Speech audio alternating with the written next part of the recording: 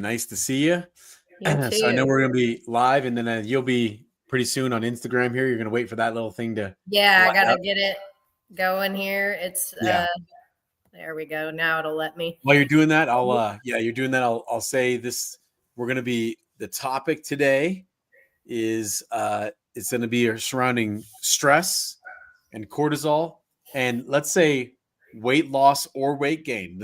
They're all related here. That's right. That's right. Because when I was putting the title in, I was like, cortisol's impact on weight loss, or it makes you gain weight. But yeah, it can go both directions for sure. So exactly. But yeah, like kicking it off. And I think we've touched on this if you've watched any of our previous lives with Dr. Cody and I. We've talked about hormones. Last week, we were talking about all these GLP-1 drugs and the impact on leptin and ghrelin. And, you know, it's just interesting as we dive deeper into some of these topics, how consistent the frustrations with weight loss or the inability to manage body composition really comes down to the hormones and how those are communicating, especially in that hypothalamus and pituitary, the axis that really dictates how that communication channel works. And I think that stress is something, cortisol being our stress hormone, as most people know, but I think so many of us live in a chronic high stress state, even if we don't know it. Like I've talked to people before about things and like, I didn't think about that as stress, or I didn't recognize that calorie deficit is stress, that high intensity training is stress, that, you know, there's all these things that are good for us that can also be stressful. So I'd be curious like how you see that play out with your folks. Yeah, this is a perfect topic. I went live on Wednesday, so yesterday, and I've got a friend of mine who's a hypnotherapist, and we had this conversation about how to manage stress. So this is just a perfect lead into this. So I love one of the things that you said was, well, first of all, we'll go back and let's define like what is cortisol, how does it affect, how's it work? But one of the things you mentioned was, most people don't realize what that they're actually storing stress. And one of the things that's important is many people think stress is bad. So stress is not good or bad. If you don't have stress in your bones don't grow. They don't get thicker. You don't have stress in your muscles don't get thicker. So we'll remove the good and bad, but there's a certain point where the stress we're talking about is an emotional stress. Now, I like to really call it energy, because the emotions themselves are energy. No one's really ever seen an emotion that I've talked to. No one's really ever found one. So where are these emotions everyone's talking about, right? Stress, right? Stress is similar. You can't see it or touch it. It's just a very psychosomatic response. Yeah, exactly. And so there's energy involved in this. And so what I find with people is, you know, we've got, I make sure we have people follow chrononutrition, which maybe we could do a live on, but eating on time, eating enough, they go through all the physical things. And if someone's still storing fat, my next question is, hey, how are your stress levels? And most of the time people's answers are this: well, I have stress, but who doesn't have stress? And when they say that, I already know they are not letting energy move through them. They're storing it. And so I think it's a big distinction, because the question isn't, do you have stress? The question is, when you have stress, because we all do, when you have stress, do you let it pass through you, or do you store it inside? And the interesting piece, after 17 years of running a healthcare clinic, I found that, and this is a statistic as well from the medical community, but they've said that 80% of all doctors' visits are due to stress, but not a very, very few percentage of those doctors are helping people to manage stress. So it's important, because when you store stress inside the body, it tends to create physical symptoms. Your body is a literal transcript of what goes on inside your consciousness. So your body is a direct reflection of the unconscious mind. So, for example, excess fat is literally a reflection of sometimes someone trying to hide or protect themselves or needing protection. So there's so many things to this, but that's the most important thing to understand, is that not so much do you have stress, is your stress being stored or being passed through you. Well, and how long are you letting it fester, right? To your point, there's positive adaptations to stress, the general adaptation syndrome, right? Hans Selye's model is like, we have this point at which we have fight, flight response, and our body starts to adapt and it starts to potentially get stronger and meet that demand. And then we can go into stress management mode and get stronger and more resilient. And that's where we really can thrive in the face of stress. But there's that curve where all of a sudden, if we let it sit chronically, mental stress, physical stress, whatever the mechanism is, if it extends too long, then we get this catastrophic response where our body just cannot recover, or mentally we go into burnout, or we end up, needing some additional support.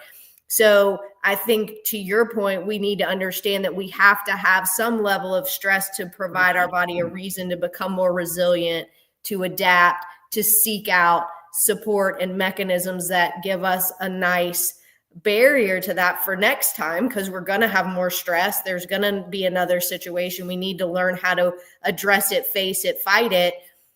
But if we let it linger, that's when, at least for me with my clients, where they never get out of stress, whether it's chronic dieting, whether it's extensive overtraining, whether it's emotional stress they're not dealing with because they don't want to pay for a therapist, or they don't have time, or relationship stress that they just can't find themselves getting out of.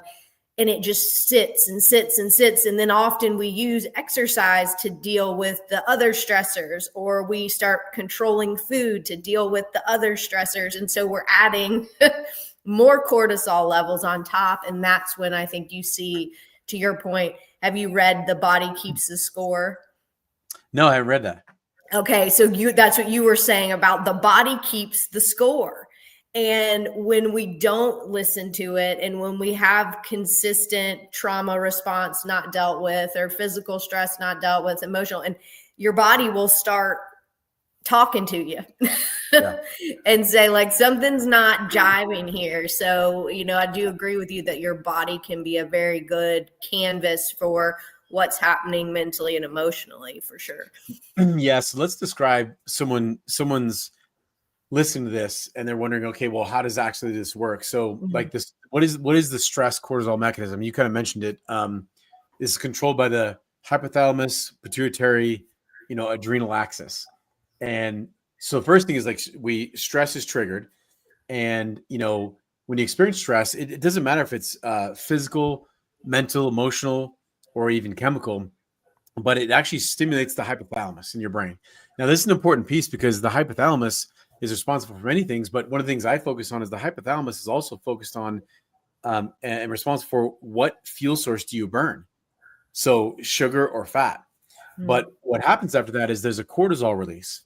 And so your pituitary gland will send signals to the adrenal glands, and that's where the cortisol is actually released. So people call cortisol the primary, like, stress hormone. And cortisol then will raise blood sugar. It increases your energy. It suppresses digestion, and it slows metabolism. And if you look at why it's doing this, it's because it wants to handle a threat. So our primitive brain, it's important we understand that we have brains, but we have a primitive brain center in the amygdala, the hippocampus. A lot of this, the animal part of brain, still perceives threats. So we used to be running from tigers and lions and whatever it is, right? And now when the stock market crashes, it's like literally there's a tiger and a lion there, but your brain is different. So understand it's doing those things to help you, the fight or flight response, right? And then, but what happens is, what I was saying was, none of us, I have found, have been shown how to let energy pass through you, or how to let stress pass through you. That wasn't even a concept I even understood until I think almost 3 years ago. And if I was the patient, that I was asking, hey, are you stressed? I would have said no. But I was so incredibly stressed. Because you're used to your stress does not mean you don't have stress. Yeah. That's a big thing. So the chronic stress does create that hormonal imbalance. And then what it does, it lets cortisol stay high. So basically, you're in a constant fight or flight mode. And it's interesting because it actually will store fat, and specifically store fat around the belly. Abdominal area. Yeah. Yeah. Well, and then, it also disrupts ghrelin, which is our hunger signal, right? So if cortisol is high, it's also leading to cravings and, not accurate hunger and fullness cues. To your point, initially it suppresses, but chronically high cortisol levels will actually lead to desire for highly palatable, high calorie, high sugar foods. There you go. Because, like you said, the blood sugar spikes and then insulin comes in. But if the blood sugar is chronically spiked, insulin is overworking and we almost become resistant to it. And thus it's almost like a diabetic response. And so I think that's part of it too, is just these chronically elevated blood sugar levels, because the cortisol is constantly dumping energy in to try to fight off this stress that we perceive as happening, even though it's not there anymore, but we just haven't dealt with it.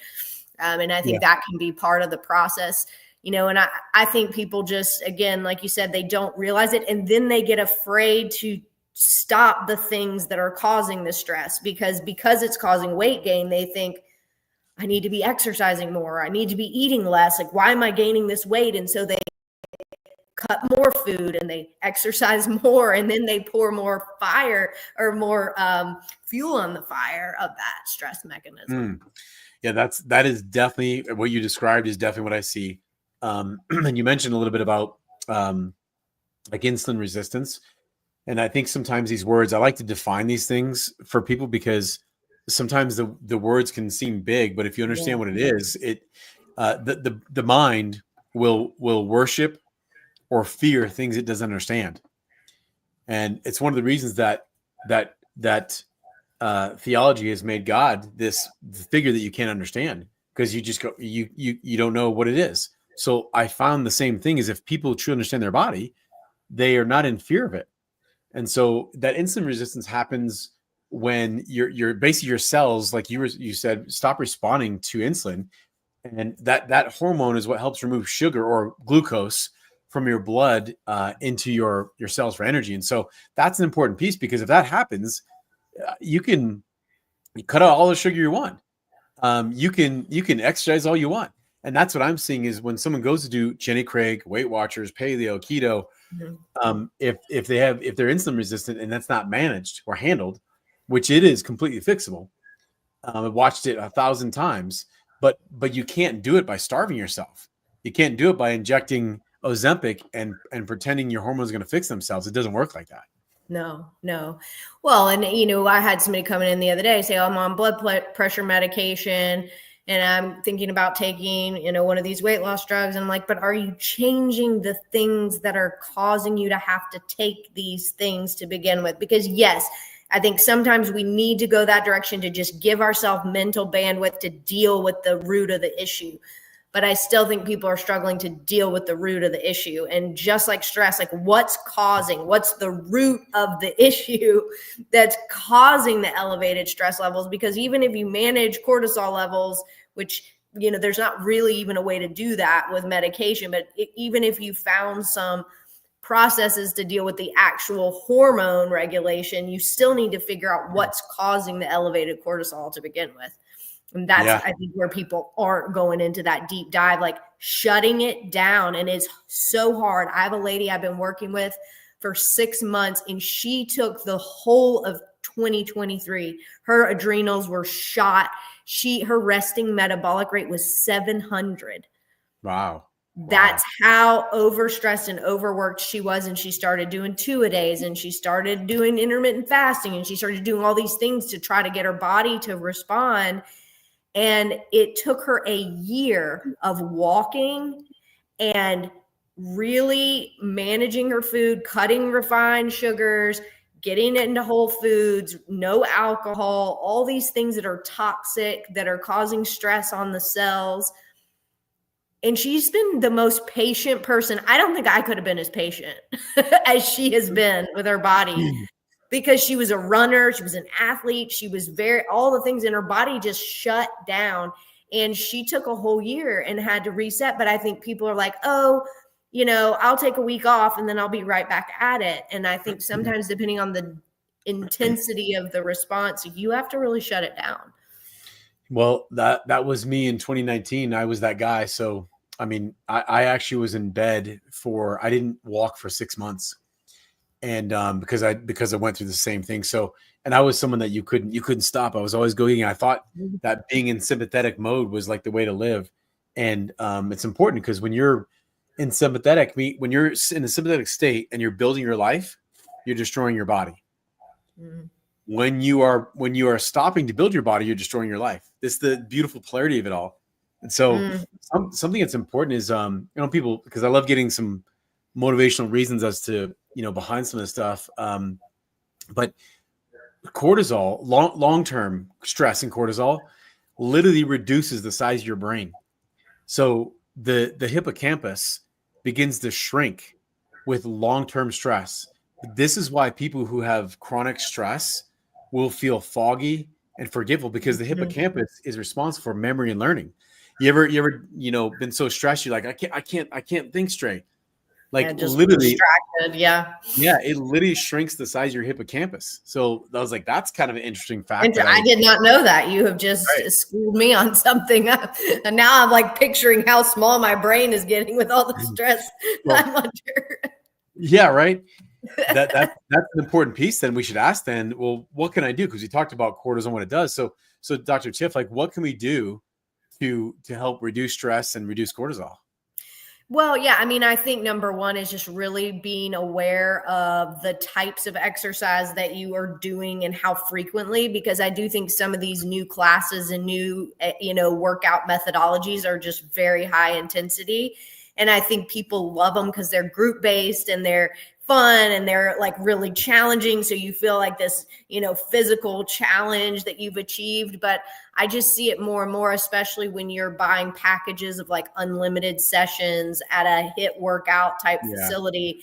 And then we're just never recovering. And usually you're doing that along with restricted eating. And so I think it's just making sure you're always chasing performance and not chasing weight loss, because I think when we chase weight loss, it leads us to do things that are not healthy for our body. They're just about achieving this number instead of saying, like, how do I need to fuel this workout? If this is the workout I want to do, I got to eat for that. Right. And I've got to be willing to choose. I want to be able to continue doing this, but I'm not willing to sacrifice performance for that. And then I think, to your point, I think it's being aware of stress and having some good support and tools in place, techniques, whether that's prayer, meditation, therapy, journaling, any kind of daily habits that can allow you to just let that stress move through you. I look at it like a lot of people, when they start to try to meditate or sit with quiet time, it's like, I can't stop thinking. It's like, you're not supposed to stop thinking. Like, that's not the goal of meditation or prayer. It's to allow yourself to observe the thoughts and decide how you want to respond to the thoughts. And if you fight yourself to stop thinking, you will never be successful. If you try to never have stress, you will never be successful. You just have to learn to manage it, like use it to direct your behaviors, use it to direct your next steps, instead of, I can't stop the stress. And then you get stressed about not stopping the stress. Right? It becomes just this self-fulfilling prophecy. So. Yeah. And when you mentioned sleep, cortisol, when cortisol is high, cortisol literally blocks melatonin production. And so that's why people will feel wired, but they can't go to sleep. So it's important to understand this. So I love all the things you said. So there's nutrition things you can do, which you're doing in the right way. So, honestly, cutting out like sugars and refined carbs, cutting out processed foods, and really trying to limit your caffeine while eating the proper proteins, fats, and fibers and magnesium. Those are things that can start to nutritionally help balance cortisol. True. But controlling your stress response, there's so many things, from deep breathing to going for a walk. I like what you said about exercise, because I just recently, 20 years ago, as a bodybuilder, I've done every sport. I live in Colorado, so like I'm very active. We mountain bike, and sometimes I'll overdo it. And so I've had to really stop and tune in and really feel my body and what it can do. And I've just recently started playing pickleball. And oh, no way. That's fun. it is so fun for those who listen to this, but it is a very cool exercise because your heart rate, like my heart rate will go to like maybe between 90 and 110. So it's just, it's like moderate. It's not like crazy. And I'll notice my joints are like, they ache a little bit because I'm moving in ways you don't normally move.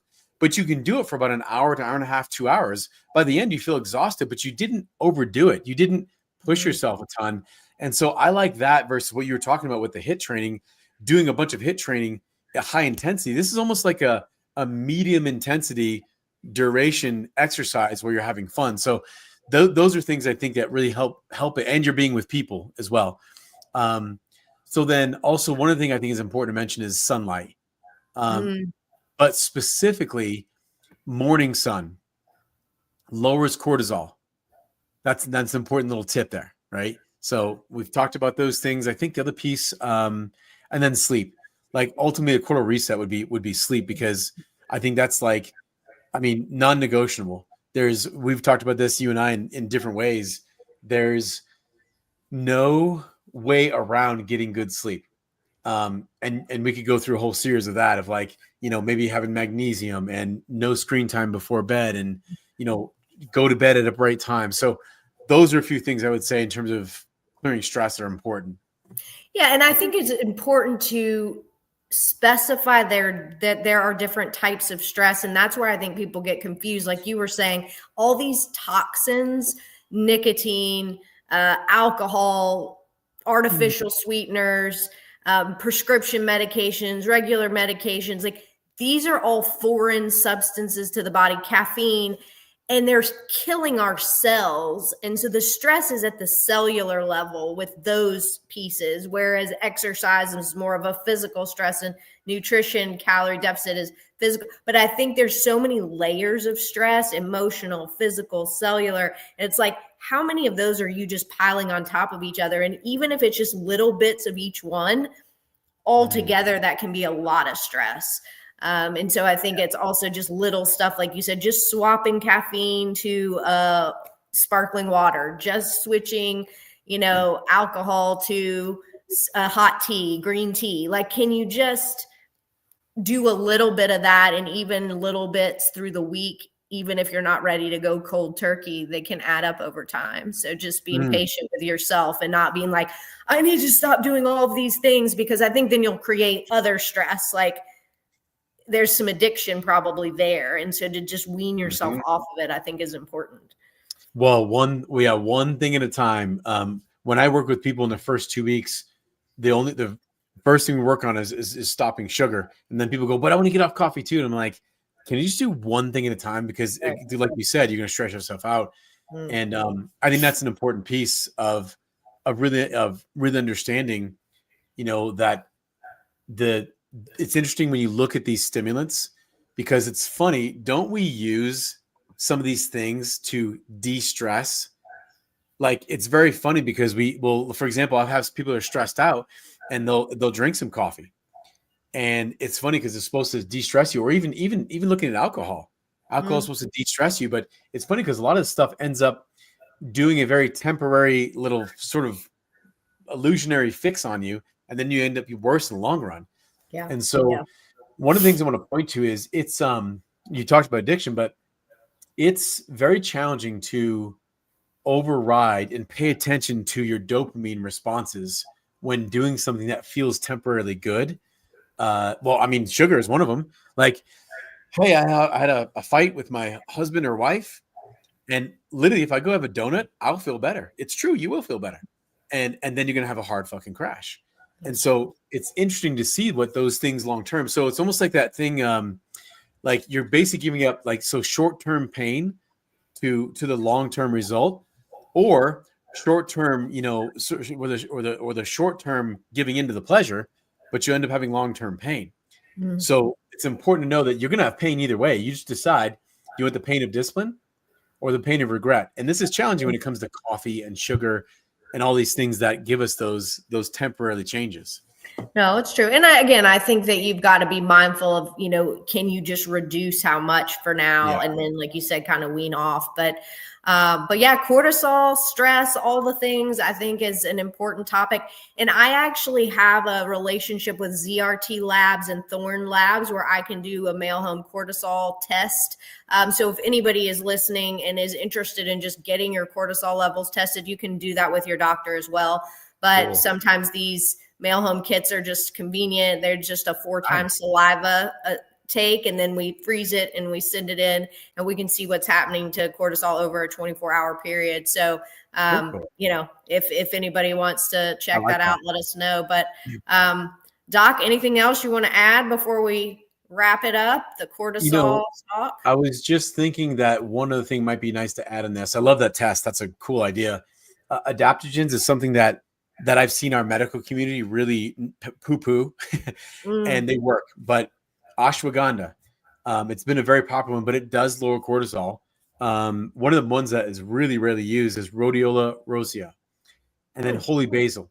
These are 3 adaptogens that really help balance cortisol levels. And so just wanted to mention that to people. Yeah. We can talk about more There's a few drinks. I've tried these Peak cocktails. They're like a little non-alcoholic alternative, and they have the basil, and they have zinc, and they have the ashwagandha. And so, for those of you that maybe are trying to get off the alcohol, in going to some of those adaptogen drinks as a little mocktail, plus it helps with the cortisol, that would be a great switch. So very cool idea. Well, awesome. Man, thanks for being on. We'll see you. We're going to do the next time, same time, next Thursday for everyone. We'll be back, guys. Don't miss us. See ya. See you later.